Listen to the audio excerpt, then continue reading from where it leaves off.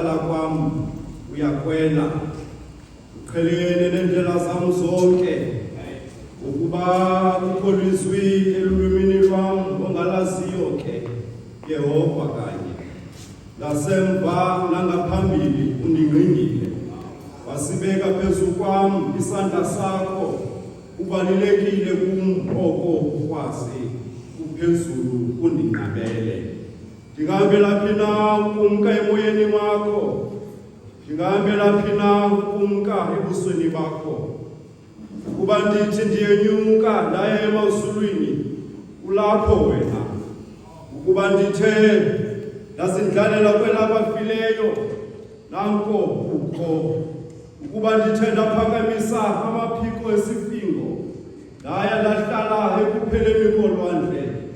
besingandikhaphayo kwanalapho Nkosi isandla sakho sindibambe isandla sakho sokunene ukuba ndithe makungandisongeli ubumnyama bona kodwa nokukhanya kube bubusuku ngenxa zonke kum mazindululele nkonzo ngokuphuma kunye kumacula sekhaya 265 hymn 265 kongani Nkosi Yesu kunamhla sibona ukukhanya kwecawa yimini kaThixo yimini enkulu yimini yemini lichamu ebantwini uThixo wadala izulu nomhlaba wabuya waphumla ngemini yecawa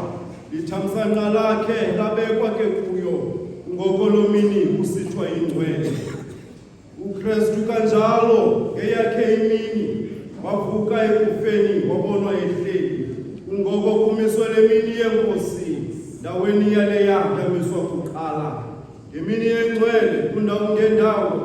abantu benkosi behlanganisene ngomoya kaThixo umoya kaBawo besenza inkolo bevuma